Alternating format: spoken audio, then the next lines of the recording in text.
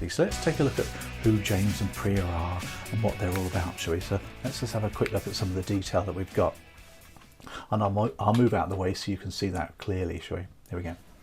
Now James is 32 and Priya's 30, are a married couple looking to buy their first home together. They found a property priced at $245,000 and are considering a mortgage of $220,000. That's fair enough. James works as a freelance graphic designer with fluctuating income, interesting, while Priya is a primary school teacher earning $34,000. So they've got good incomes, these two. We don't know what James is, but the mortgage is not huge in the great scheme of things. The property is a reasonable price. So what else is going on here?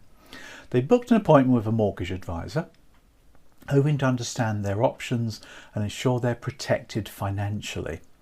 James is particularly anxious about affordability due to his variable income, while Priya is concerned about long-term protection and wants to feel confident in their decisions. So that's a typical first bit of a CeMAP 3 case study, isn't it? So there's more, so let's give you a bit more, shall we? Here we go. During the meeting, the advisor notices that James seems distracted and hesitant to speak. Priya is more vocal, but occasionally glances at James before answering. The advisor uses open questions and reflective statements to encourage James to share his concerns. They also summarise key points regularly and refer back to earlier comments to show attentiveness.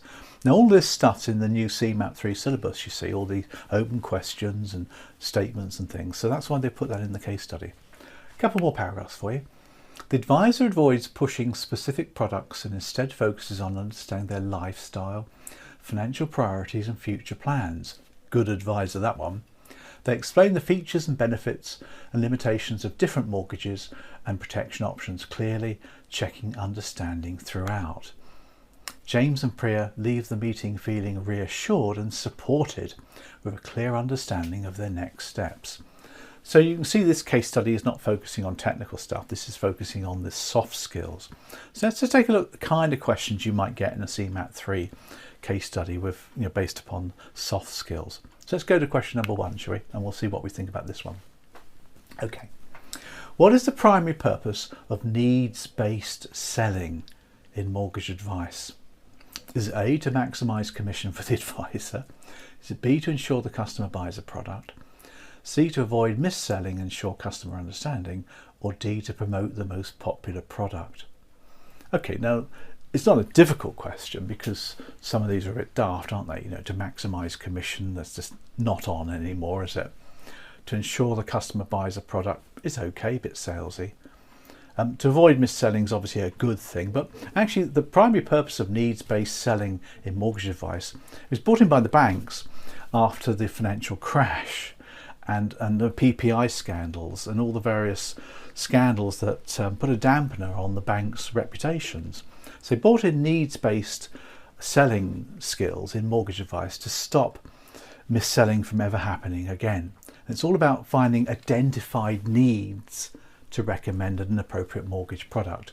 So it is about avoiding mis-selling and ensuring customer understanding. That's the answer to that one, C. Pretty straightforward one. That wasn't difficult, was it? Two together. But needs-based selling, exactly. You've got to identify needs such as time horizon, risk, that sort of thing, to look at the right mortgage. Easy. Okay, on to number 2. See if we can get another question for you. Which of the following is an example of active listening? Is it A, interrupting to offer a solution? B, repeating everything the customer says?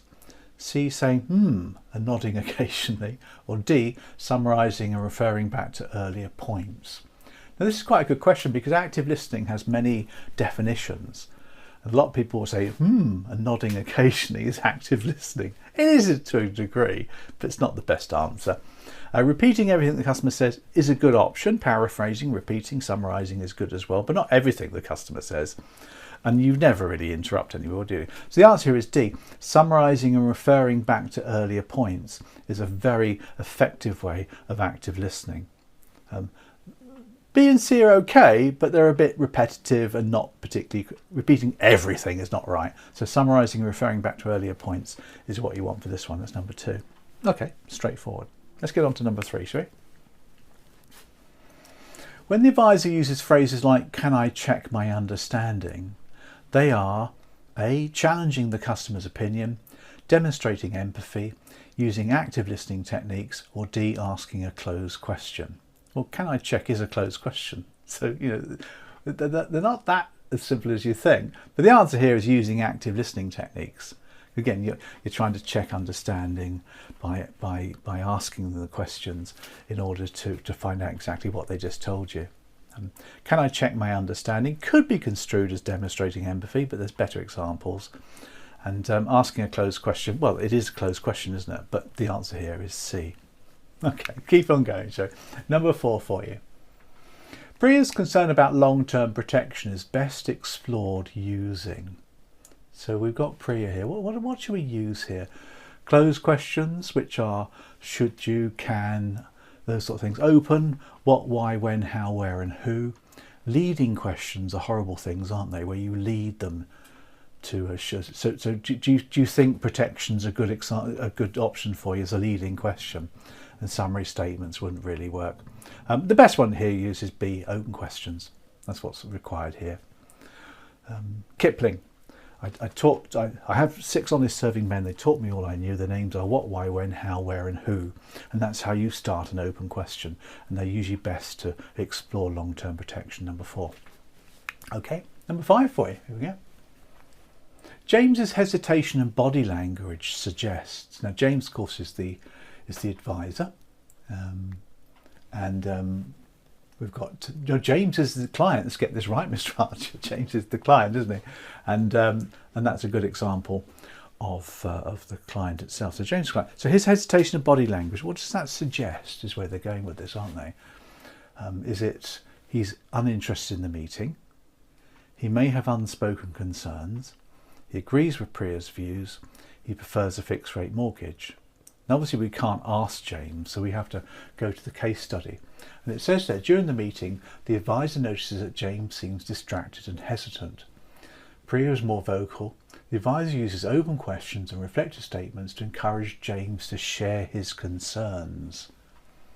They also summarise the key points. So the advisor is trying to get James to open up.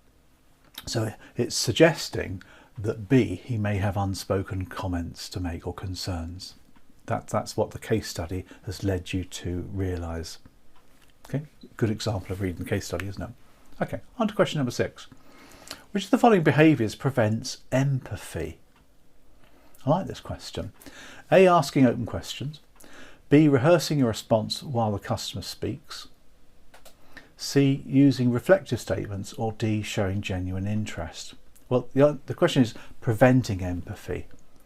And obviously B is the answer here, because if you're rehearsing your response while the customer speaks, that means that you're just thinking about something else, aren't you?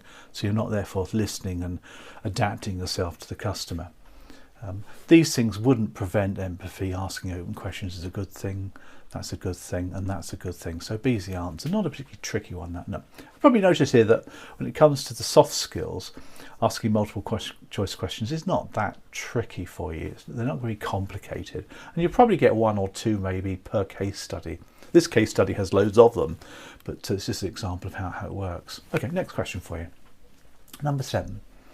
What is the main benefit of empathic listening in mortgage advice? It's an interesting question, isn't it? A, it speeds up the sales process. Might do. B, it helps the advisor control the conversation. Yeah, might do. C, it builds trust and uncovers deeper concerns. That's a good one.